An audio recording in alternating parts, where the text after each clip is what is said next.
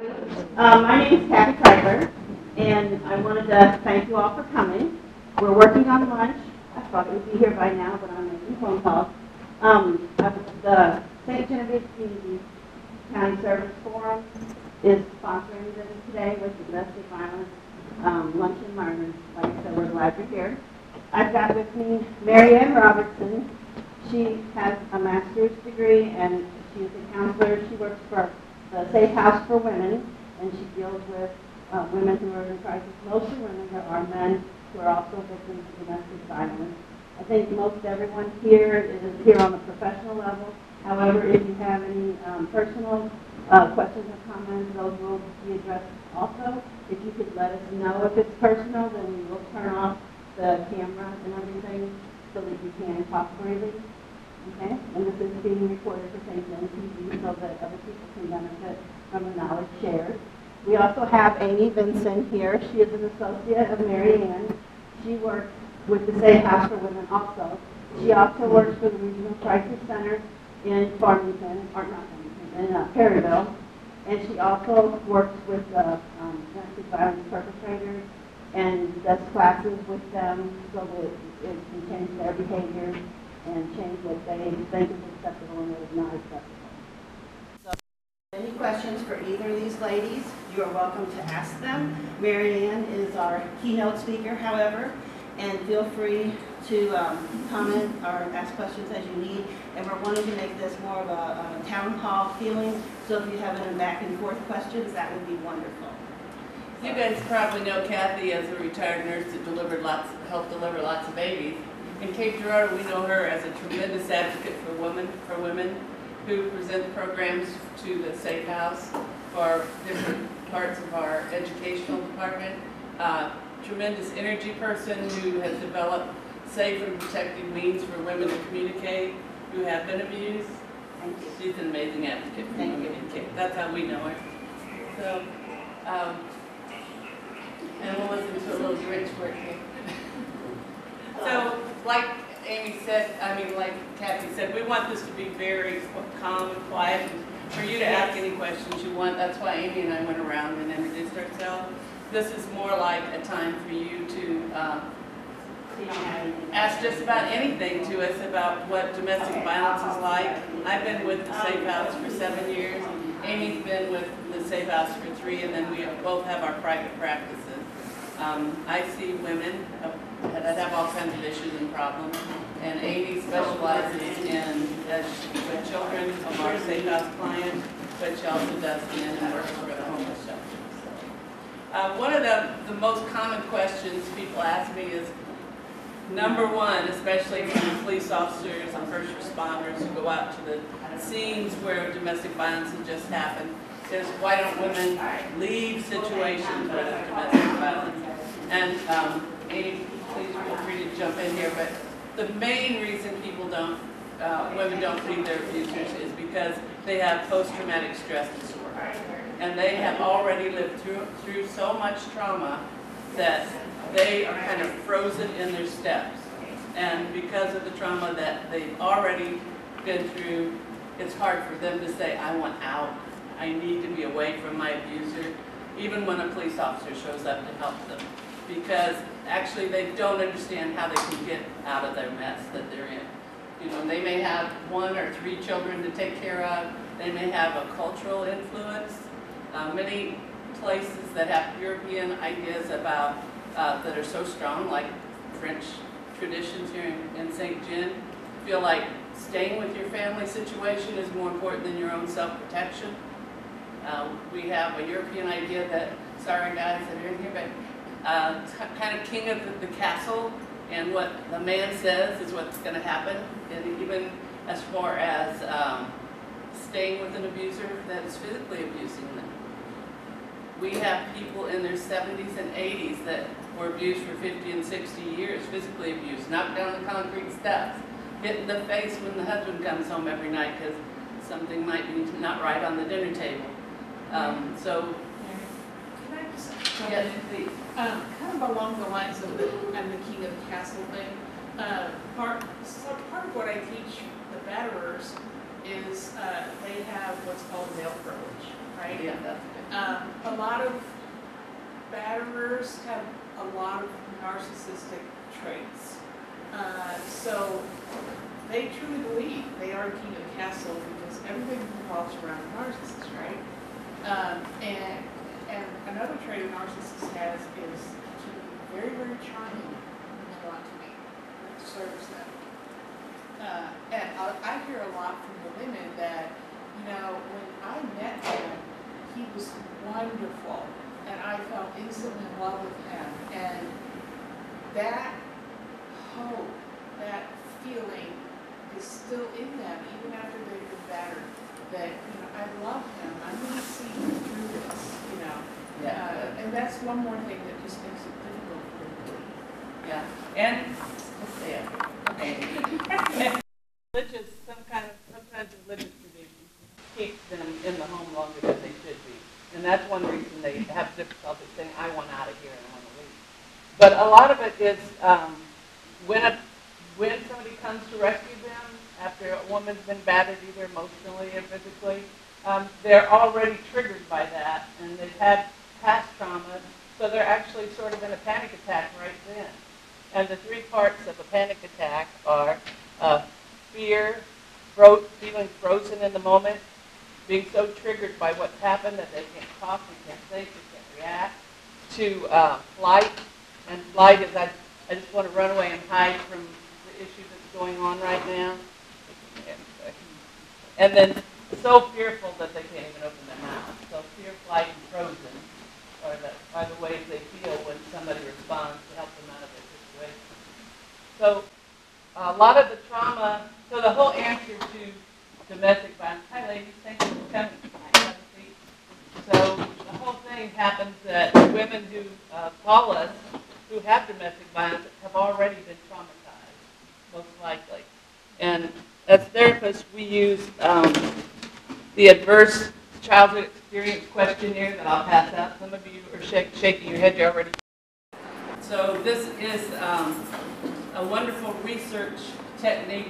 We found out a long time ago, I think back in the 70s or 80s, is when the first questionnaire came out, that this is a way to identify at-risk clients that will probably be in the mainstream of social workers' lives and police officers' lives. Even down to a nursing home, they're probably still going to have difficulty if they scored 3 or 4 or more on this ACE program. It helps us figure out who's going to need help long-term, and Amy and I will go to our social workers at the Safe House and say this person needs help with trying to find a job, this person has chronic illness, because if they scored 3 or more on this, they're likely going to be in our system of care for the rest of their lives. So I want to let everybody have one of those. Some of you already know about it. I'm currently seeing a 14-year-old boy whose father, even though mom and dad are divorced, he continues to abuse them. And he's been struggling with going to school lately. And this morning, he ended up at the sheriff's department because of how his trauma is affecting him. So that's something that we can discover on the basis that, they have a higher incidence of being in trouble with mom. And some women who come to see us that are in our system have 0 on that questionnaire because their childhood was totally uneventful. They had no issues, no problems. But those are the kind of women that some abusers look for because they're the innocent churchgoers that will say, I will stay with you no matter what you do to me because the Lord told me to do that. That is one thing that happens to them. And so we call that religious abuse. There's all kinds of different abuse that women and some men go through, but that's another big red flag for us. And so another thing that we've learned is that women don't really understand what love is, especially if they come from a home that have had abusive situations going on. They themselves don't have a good definition of love. So this is a favorite definition of love that I as my ladies, to look at and to define and to add to, because it has something to do with, well, how about, would you read it to the ladies what love is?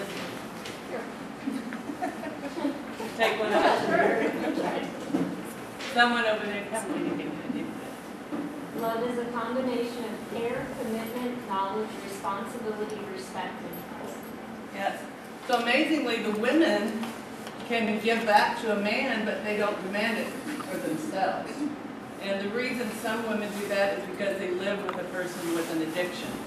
So substance abuse has a whole lot to do with whether a person's going to be abused in a relationship, whether it's interpersonal violence, two people just living together, or actually a domestic violence. Out of the picture. Because they will do all Are you those keeping things, the and especially if picture? they're codependent, where they think about somebody else before themselves, which is what is demanded if you live with It's someone not a with good thing.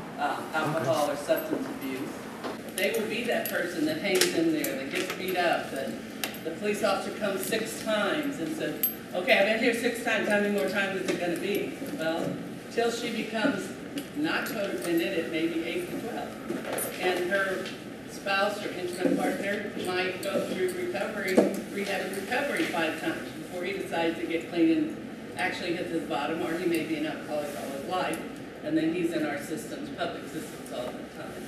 But this is one reason we describe what love is, because it's a combination of things. It's not just, my boyfriend gave me this engagement ring when I was 15 and I'm going to do whatever I can for the rest of my life, whether he beats me up and I have a concussion and I go to the hospital every week, or my kids are beaten up, because they don't have a good idea of what love really is. So we go down to basics to figure out what our clients need to rebuild them. And probably everybody that's in the nursing field or in healthcare know what Maslow's hierarchy of needs are. But amazingly, some people never get beyond that very lowest part of the pyramid. Has anybody used Maslow's hierarchy of needs working with their client? All right, we got 1 person, 2 people. So, of course, if you're working with clients as a social worker or as a nurse or in healthcare, you want the best for your clients, so you want to move them up the pyramid, right? And to do that, you have to establish some basic things like shelter, warmth, but some people don't even have that in their life. And that's why we have people that are in our systems for 10 to 30 years, because you really have to define, hey, where are you going to go? You're not going to be able to be an independent person and buy gasoline for your car and not get beat up by your alcoholic husband unless you know you have to take care of yourself. You have to learn to be independent. You have to provide you and your family with this basic ring, and then move up to the very top, which is, of course, finding out who you were supposed to be all your life. Who were you supposed to be? What were you supposed to accomplish? So most of you guys are professionals, and you've gotten to the top. There you are, and wonderful. But some of our clients don't know how to get to the top, and that might be some of our duties, to learn to get those basic things fixed, and that's what we do at our Safe House in Cape Girardeau. We have social workers that help our clients that come in find a babysitter, get their kids in school, get them jobs, help them find their own apartment. And if she has all those good things going on in her life, she probably is going to give up on the abuse. But it's so basic that we have to help clients get to that point where they just get their basic needs. Amy works at the Perryville shelter, and that's what she tries to do with her clients, move them up on that pyramid so they know that they have something to look forward to, and they don't have to keep asking our police officers to solve their problems. They become the people that solve their own problems. So their self-esteem gets humongous, and they feel great, and they can then look for another relationship where they have an equal power structure going on, instead of he's my parent even though he's my husband.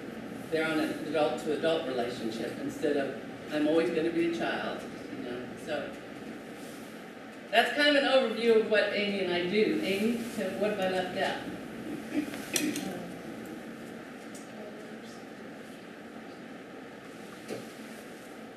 But describing the abuser is something you're really good at. Yeah, like I said, an abuser is typically a narcissist. Oh, I know what it was. As far as why women continue to stay, one thing I thought popped into my mind is, there's a fairly new diagnosis out called complex PTSD. Did you mention that? No. Okay. Complex PTSD is when a child experiences an abusive household growing up, one form of abuse or another, and they grow up believing that that's, and it is their normal. So they grow up believing that those behaviors are okay coming from other people, or it's okay for them to behave that way, that's their normal. So as an adult, coming from that background, a lot of women sometimes don't even recognize that their partner is abusing them. They just accept it, that's part of the normal. Yeah. And we have our legal assistant, our court advocate, who actually goes to court with these ladies to file their ex parte, and even to the point where, so they're referred to a counselor before they do their ex parte or soon afterward, and they'll say, I didn't even know I was abused. Have I been abused? Well, you got your iPhone taken away from you and thrown down and smashed. Your dog got killed by your husband, so that's pretty much abuse. I have a client who walked in on her boyfriend swinging her 2-year-old by his feet, swinging him very roughly, just swinging him back and forth. And she didn't do or say anything about it because, when she was a child, things like that happened to her, So. And that's where that ACE program is so valuable to us, because the ACE questionnaire tells us what kind of lifestyle does this person have, and how can I jump in there and rescue some of this, push it aside so she can see what's normal and what's not normal. It's kind of like that definition of love. Who was told by their parents what love really is? We didn't come out, knowing exactly what love is. We had to piece that together. And it's kind of like when your parents sit down with you and told you about the sex thing, you went, oh my gosh, I don't want to hear it, I don't want to talk about it. Well, that's how we kind of feel about love sometimes. You're going steady with that boy and from the high school, and suddenly you're getting an engagement ring. Well, who wants to talk about love? We just want to talk about getting married and having fun and going on vacations, and so we don't get trained on what love really is. So it's a lot of basics that we have to put together for people to help them figure out that they're abused and they need to change their life, so that our wonderful first responders and our officers don't have such a load area. We have to be those responsible people that don't just keep piling these people on our officers. We have to be the ones that reach out and say, let's work on your life. Let's get to the basics so we can make your life better. So let's talk about the abuser. In my groups, I've seen anyone from a lawyer down to a concrete layer, anywhere in between, all walks of life, they can be abusive to their partner. And what happens to them, a lot of times they came from an abusive household, right? So they have some complex PTSD going on themselves. But they grow up thinking, I wasn't able to get loved, I was not made to feel like I had any worth, so I'm going to force it on people. I'm going to force them to love me. If that means I have to take their car keys away and their phone so they won't ever leave the house, I'm going to keep them right there where I want them. I'm going to control the money. That way, I can feel good about myself because I think of a king, how many kings in history have ever abdicated their throne? I love that. Right? I can think of one, that was when, So he doesn't want to give up his power, does he? So he has to come up with ways to have power all the time. So to have power, he has to control everything, right? Finances, there's isolation. He can use the children against their mother. There's emotional abuse, physical abuse, sexual abuse. Let's see a show of hands if anyone can think of another type of abuse. Tons of abuse can be scary. spiritual abuse. Anybody else? Brainstorm? Reproduction abuse. Yes. When a husband keeps a woman pregnant or doesn't let her have a child of her own. Not to say, because we have men in here, this happens to men too, right? Sometimes they go through these abusive things too. Oh yeah, that's a good point. Women can be the abuser. You know? In just as many ways. Yeah. We don't get any women abusers in my class because most of the women that get in trouble for assault get it out of protection, yeah. But that doesn't mean they can't be abusive in their mind. And of course, we are seeing, and we actually built a wing on our new shelter. Part of our capital campaign was to have a little wing for people of same-sex relationships, because we're now starting to see and treat people for violence in those situations also, domestic violence. So Amy did a great job of saying, you know, these are what perpetrators look like. And I will also say that some of the women I see may only have an 8th grade education, maybe from a farm somewhere out in Tilsit, all the way up to, I'm seeing a heart surgeon right now that has been abused physically, spiritually, emotionally, verbally, sexually. So it knows no economic strata, no educational level. People can be abused. I think one of the very repetitive thing that people ask me who have been abused is, why me? Why? Well, because the abuser could do that to you. I mean, that's as simple as it is. Because human beings tend to want to take control. They want to be selfish and take everything for themselves. So the answer is because it can happen. So it's our job as people who work in the community to help prevent that. Basic ways, all the way to actually providing services at the hospital and not denying people who come in repetitively. You know, I see a lot of, in my private practice, I see a lot of doctors, patients who are referred because the doctors are now saying, oh my gosh, I can't let this go by. This 60-year-old woman has had black eyes and broken bones for 2 years. I got to report this. Of course, you're supposed to report it all the time, but we are now advancing culturally enough to know that that is if they come into the emergency room, you better call somebody to help this person with the abuse that's going on. Or even nursing homes. We see people that still get hurt by, like the guy that's in the nursing home, the woman he's asked her to move into the nursing home, and the woman actually thinks, oh, I need to do that because I have this relationship with my husband. I'm going to move in, although she doesn't need to be there. Or he's asking extreme crazy things of her, being there 15 hours a day. You know, so much goes on that we have to be attuned to help people. We see that a lot too among the prison population. They'll get a pen pal, and you know, it's usually a man getting a female pen pal who sends him money. Then they get engaged, and then they get married, and then he gets out, he has a place to live, he has someone to buy everything he needs, and he goes and does his own thing, you know. So that's all part of that. But one thing the main goal of the Batter's Intervention Program is to teach these men how to use critical thinking skills. Which sometimes you don't learn that any more than you learn a definition for love in your family of origin. If you can't use critical thinking skills, you can't make good decisions. And a lot of the program that I use is based on cognitive behavioral techniques.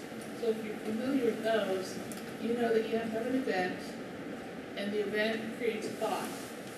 The thought creates your feeling, and the feeling is what we act on. We don't act on our thought. A lot of times we just act on our feeling. So what I teach them is to recognize what your thought is. If you can stop the process right there and improve your thought, then your feelings are going to improve and your behaviors will improve. So we go through this with all these different topics I mentioned. we go through that same process of critical thinking every time, and we take it a few steps further so that beyond the behavior, we try to figure out what were the intentions behind the behavior, and then what was the belief system that supported the intention. How does his behavior affect himself? How does this behavior affect his victim? And who else is affected by his behavior? A lot of times it's the children. And, or anybody within the vicinity is affected by his behavior. But they don't recognize it. All they know is that they're acting on their feelings and it feels good to them. So the fallout doesn't even phase them. So once they can figure out who all it affected, we talk about, did they use any minimization of the situation? Did they use any blame? Minimization, blame, and I'm blank. But denial, that's denial. Minimization, blame, and denial. And, you know, most likely that's rampant in the situation, whatever the event was. Then we talk about how they have reacted differently. A lot of times we have to go all the way back to the thought that occurred after the event. That's going to help them figure out how they could have reacted differently, and the outcome would have been 100 times better than what it was. So we do this repeatedly for 26 weeks. And I meet a lot of resistance and denial during the first 6 weeks. But then they start to get into the whole program and you can start seeing light bulbs go on in their faces. I had a gentleman in my class that was abused as a child by his dad, but still maintained a relationship as an adult. He went to his parents' house for Father's Day, and he and Dad were sitting out on the patio on lawn chairs, just kind of enjoying it. It was a nice day. They were enjoying it. And his dad said to him, "When are you going to give me grandchildren?" And he said, "Well, based on what you taught me about being a father, never." His dad elbowed him in the face so hard that he knocked his lawn chair over. He fell on the ground. He got up with a bloody nose. He was broken. He got it later. And he just looked at his dad and he said, "You won't be seeing me again." And he came to class and told us that story. And he said, "If it weren't for this class, I would have punched him back and I wouldn't have stopped. I learned in here that that's not going to solve the situation. That's not going to make my problems better. That'll just make it worse." So, you know, I love hearing those stories from them because a lot of times when they come in, they're, you know, "I'm tough. I've been holding all these secrets all my life. You don't want to disclose anything about myself." But we really work on that group cohesiveness, and it helps them to open up like that. One thing we do in the beginning of each class is do like a grounding exercise, and a lot of the new guys think, "Oh, this is for babies, you know, we don't want to do this." But it's just like a little self-medicated exercise that I do with them. And sometimes we don't do it. And they ask me, "Can we stop, get a time out, and do the grounding exercise?" Because it really helps them to get all whatever's in their head that day, let it go out, and get themselves focused on learning about themselves. So it's a really neat program. And that's the same on the women's side. It's amazing how many women don't know how to take care of themselves. They don't even know what self-care is. They don't even know how to calm themselves.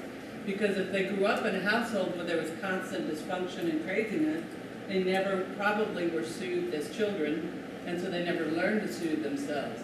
So we go to basics like, the next time you're in that trauma, where you can't decide what you should do and somebody's coming at you, take a minute and take 3 deep breaths.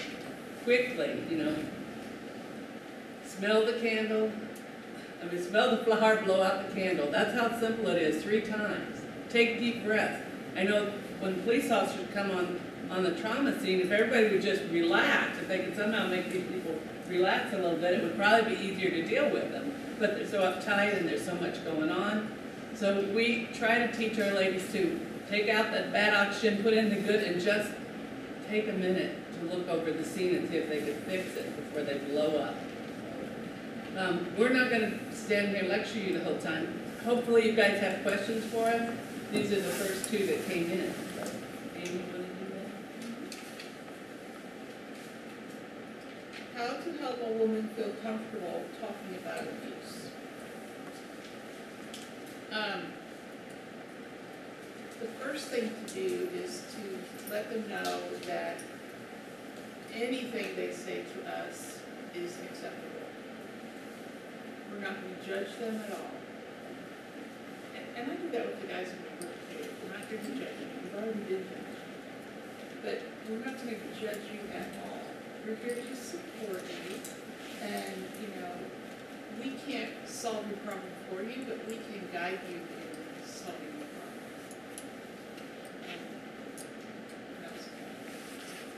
Well, I think first when you come across somebody that's in trauma already, is that you've got to take your own 3 deep breaths and try to get yourself calm and kind of put on a different hat so that you can help those people.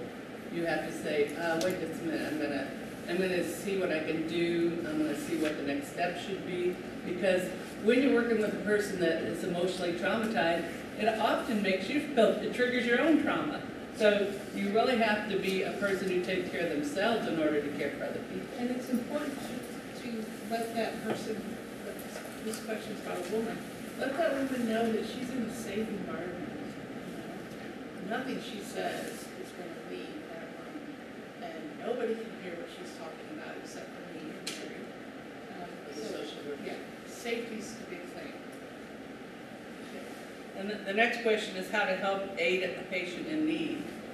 And that is as diverse of a project as it can be, because of course whatever you're dealing with is, it's hard to recognize where do you start with a client that is in need. That's why I usually use that survey immediately. Hierarchy of needs helps you decide that. Where is his thinking? Where is this client on the hierarchy of needs? How far down the pyramid should I go? Did I go all the way to the bottom to help them find food, water, sleep, balance? Yeah. A place to go to the bathroom. We're very fortunate to have an agency behind us that has social workers and case managers that can take care of those, bottom needs. Yeah. We're really fortunate in that. So but this all has evolved. I don't know where you guys are as far as developing a secure place for women with issues like this, but we have just evolved, thankfully, in the last 10 years. Our shelter's been open for 27 years, but just since I've been there for the last 7 years, we decided to open an outreach program for women who were trying to get on their feet after they leave the shelter. Before that, there was nothing. Yeah, we've grown by leaps and bounds, but in that growth, new situations pop up all the time. Oh, we don't know how to address this. Let's figure that out. So all kinds of things pop up, and we just go with it. And I guess I hope that answers the question here. But you have to get on their level. And I remember the one most profound thing that my master's program told me about counseling is try to put on the lens of the client. What are they looking through? What lens are they looking through? If they have got 8 things marked on the children's experience, adverse children experiencing, that person is looking at it probably differently than you do. So you try to put yourself in their shoes and not be judgmental. And something else we learned in our master's program was to speak the client's language. I grew up in a household where swearing wasn't allowed, and I never felt the need to swear in my own personal life. But if I have a client who swears an awful lot, I will start swearing back to them. But they get it, you know, when I start using their words, they start getting it. That's the whole purpose, right? I mean, you want to be the official in uniform or the official social worker, but you also will fail if you don't get down on their level in some way to help them. Just being that person that knows more than they do is not where I can do any good.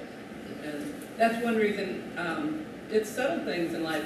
Kathy asked me if I wanted a podium, and I said, no, I want, you know, we're all on the same level here. We're all trying to figure all this out ourselves. We're at one end or the other trying to help people, so let's all just be open and ask questions. And so we had 2 questions. Who else is going to be brave and ask a question? I'd like to ask law enforcement in the room, what is your experience like when you encounter that woman that has called you 7 or 8 times and you tell her, you know, you can go here, you can access this or that, but she continues to go back to that situation? What do you all go through? It's frustrating. Yes. You get to where you don't anticipate what the call is going to be because it's been the same the last several times. You know, I mean, maybe just from a guy's standpoint, it's hard to put ourselves in that position because it seems obvious with services available But why why somebody aren't you wouldn't take using it? advantage of that. Yeah. I guess that's when you have to look at it like, this is not just a woman who's called for help, but this woman is somebody probably in the middle of a trauma that they can't speak out for themselves. And maybe they actually, you know, maybe somebody, I don't know, I wish I knew more about what you guys do at that very point, but that might be the time when you have a list of printed out so that you don't feel so futile, you know, like, oh my gosh, I've been here 7 times, how many more times do I have to be here? I'm sure that's what you want to say, but you can't. So frustrated, you're brave to say that. That is very true, I'm sure. And I can add, just from the people that I see a lot of the women feel either completely unworthy of anything beyond what they have, or they're so prideful that they're like, well, I can just deal with this and it's going to be okay.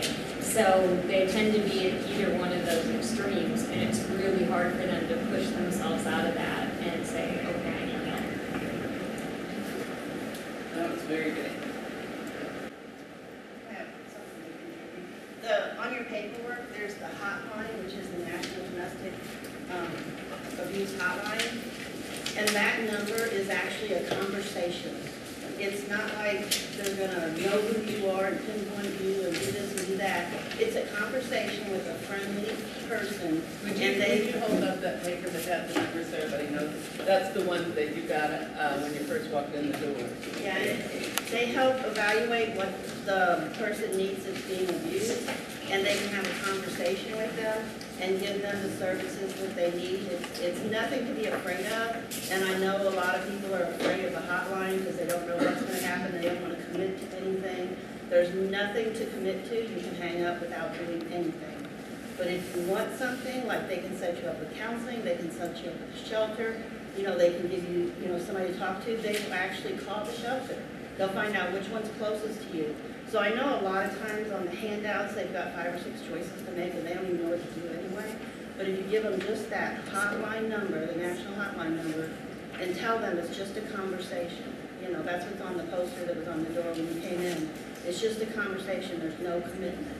And then they can decide what they want to do from there. But the person on the other end is going to be reassuring and understanding, and might be able to make the gap that you guys in the field can't really make because you got all this other stuff you got to do, you know, but it might make that gap to where she can make a step for herself.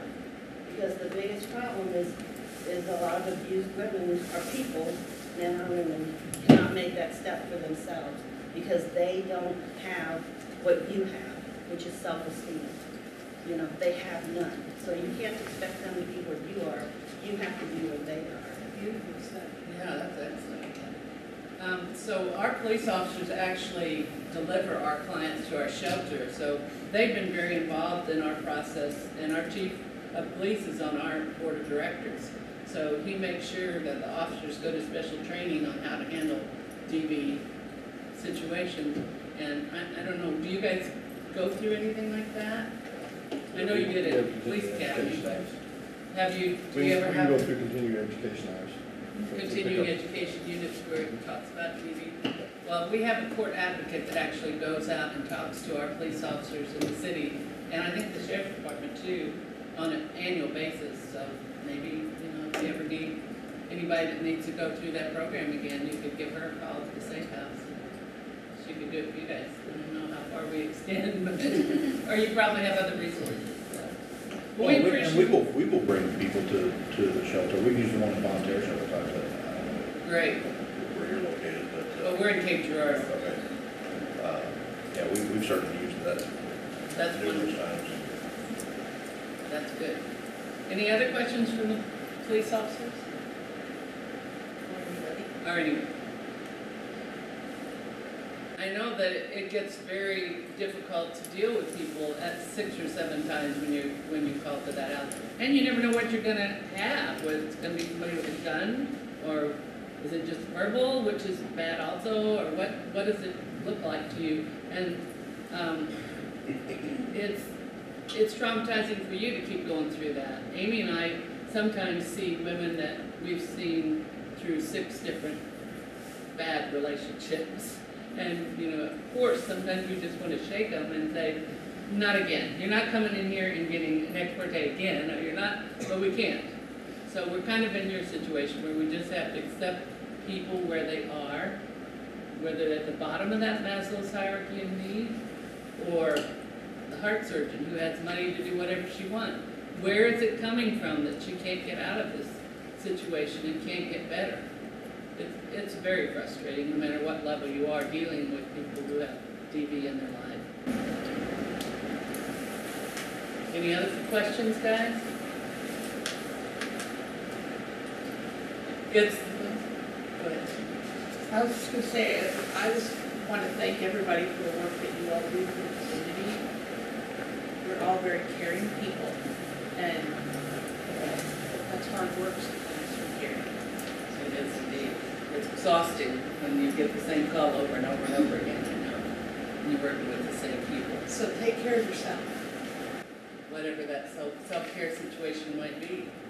And that's sometimes how to get through to your clients, like, you know, who do you need to talk to so that you get better care for yourself, so that you don't think you have to exist in this abuse?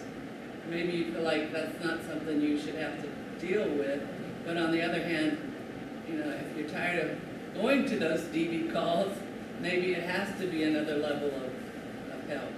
And we see the Jackson Police Department as well as the Cape Police Department for the continuing education piece, and I think it's sometimes easier when you've got a big urban police force, because you just say, y'all are gonna sit here and you're gonna listen and we're gonna come out with some ideas. Whereas, you know, maybe in smaller people don't really wanna look at the scope of the problem. They're just so used to dealing with it over and over and over again. But would you guys say that substance abuse definitely has something to do with the amount of DV that you see, domestic violence you see? Or do you think it's not related? Yeah, 50/50. I mean, I would say probably the majority of the domestics we go to are people who have had some experience with that. I don't know that really correlate the two, Well, it definitely correlates for us, because especially during the holidays, there's a big increase, because if you're drinking and using substance at home, you know, especially if it's hard liquor, that's what usually it boils down to more than anything. Chief Blair reports that as true too. That's when, you know, things really go off the track and the violence happens, and, you know, that's really a reach out for us to say, hey, you know, how about I'm giving you Gibson phone number, I'm giving you rehab and recovery number, let's get at this, let's get you some help. So I don't know if you guys are allowed to say that. I know that our police department, they do reach out and give that kind of help. The majority of the people that we run into, their big concern is insurance, you know, the places that, you know, if they don't have insurance, you know, just with any substance abuse, the financial aspect of that. That is a heavy burden. I know, because I did an internship at Gibson, that if you have a client that doesn't have insurance, it doesn't matter, they will get them care. And they will, that's why it takes so long sometimes, like a week or two, because they're applying for aid for that client, no matter if he's a doctor or he's a 8th grade graduate. They will find financial help. There's so many grants out there for all different age groups, so that really, maybe in the city, I know in St. Louis City it's a different story, but in our smaller communities, there's a lot of grants, Medicaid, Medicare covers recovery, some aspects of recovery now, so. And I'm sure, you know, there are questions you guys have that maybe it's not easy to say in a group, so if you have my card or my name's on some of the paperwork, if you want to text me and ask me extra questions, we'll be glad to help answer. Kathy, are we about? We're waiting on pizza, guys. It's supposed to be here pretty soon. Sorry about the food situation. There's another side. I just wanted to say, I recently helped someone in the city of St. Genevieve, and she didn't go through a shelter or anything to get out of her situation, so she's not going to be on those numbers, and I'm sure there's a lot of people who aren't. I thought I knew her well, but she was being abused, and she didn't get black eyes and broken arms and stuff, but she was being abused by he wouldn't let her leave the house. He had the GPS on her phone and on her car, and he didn't give her money even to buy groceries. Her family would have to bring her food.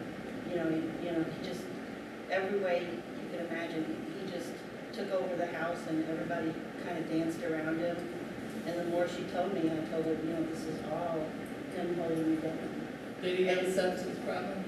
No, he didn't. But it just that he looks good to the public, everybody that sees him thinks he's a good guy and everything, but I had no idea all that was going on. And the reason I'm bringing all this up is abuse doesn't have to be the black eye and everything that's right there that you see. It can be an undercurrent. And what it's done to her was, she's always been quiet since I know her. She talks at a whisper, and she takes a breath before she says her first word, which I thought was a quirk. But now that she's away, she talks with a full voice, and she talks freely, and it's just like, she's a different person. And they just, wear you down and get you to where you just comply to what they want to do. But I can't imagine not being able to leave my house. And she couldn't maintain her friendships. He didn't want her talking to her friends. He didn't, he wanted to regulate what she wore. Even though she was home all the time, she couldn't wear her jammer pants and things like that she wanted to. I mean, just the control. And you don't think about it. And I felt bad, that I thought I knew her, but I didn't. She was hiding a lot. So that's why I'm just kind of saying it's hard to really see what's going on, but stay attuned. The reason she told me what was going on is because I was telling her kind of how you should stand up for yourself and how you should get this kind of way of living. And she said when she heard me say that, she realized how bad she was being held back. Part of the way I got to know Kathy was because she got this grant to make this wonderful poster that she created with the little paperwork that you can zip off with hotline numbers and stuff. And that's how grassroots you have to be about domestic violence and interpersonal relationship violence. You have to be listening. Probably at the health department, you see that people come in with recurring situations. Be like that doctor that finally asked that question. Do you need help? I have one lady that comes to see me that was referred by the doctor. She's had COPD for so long, and her depression medicine is so piled up that she was almost like a zombie. And it's because nobody was really listening to what she was saying. She was asking for help, and she would say, I just keep getting more and more depressed. But instead of that doctor taking the time, finally she got a new doctor, and the doctor goes, you're taking all that depression medicine, what is really wrong with you? Oh, you have black eyes sometimes. Oh, and started putting it together. The new doctor sent her to me, and now we're working on her domestic violence issues. But it's as simple as that poster out there that has a zip-off thing. We've got to listen to people and what they're asking. We recently had a campaign where we put our hotline number on lip chat sticks, because every woman has that in their purse, you know. And if you see somebody that needs help, you know, you can hand them that, and that's our hotline number on it. So, and you guys can be warriors for domestic violence by just listening to what's going on. You don't have to be a first responder or an officer. You can be that person that says to the health department that notices that an 80-year-old person has got weird bruises, or a 16-year-old child keeps getting bruises and reaches out for help. It's as subtle as that. Doesn't have to be dramatic to be able to help somebody. Just being a good listener is the beginning.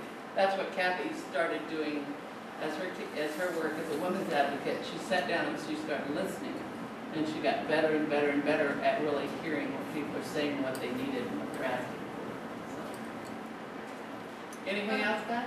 One thing that Kathy said made me pop in my head. There's a term called gaslighting Oh, gosh. that we use a lot. And gaslighting is when the perpetrator convinces the victim that all of the abuse is the victim's fault. So gaslighting would be saying something like, well, I wouldn't have had to hit you if you hadn't made me mad. You know, that's another example of gaslighting. If you would have made the toast right this morning, I wouldn't have to keep you from going to your church group later today. But since you can't get my toast right, you're not going to You're go. going to have to stay at home and learn how to do it right. And I want you to toast every piece of bread in the bag and do it the right way. That sounds pretty bizarre, but we hear those kind of Yeah. things. And it works on your mind and your emotions to the point where you start believing, oh my God, if I was just better, I wouldn't be, getting in trouble all the time. But the sad part of living with an abuser is you can never be thin enough, you can never smile enough, you can never raise the kids well enough, you can never cut the bread, you have to put the butter on correctly. If somebody wants to be abusive, they will do those things. They will think of more and more stuff to make you feel like your whole life is walking on ice cubes in your own house, your own area. And the victim gets to the point where they're hyper vigilant. And the day can be going great, the kids can be in a good mood, but as soon as they hear dad pull up in the driveway, everyone scatters to their bedroom because they're listening for that, they're hyper vigilant. All right, I think we're going to let you guys take a break, and if you have anything you want to discuss on a more personal basis, we'll both be around after everybody else takes off, and we can talk about individual cases if you need that. I think the health department suggested that would be a really good idea. So we're here for you. Thank you for listening, and yay for all of you for what you do.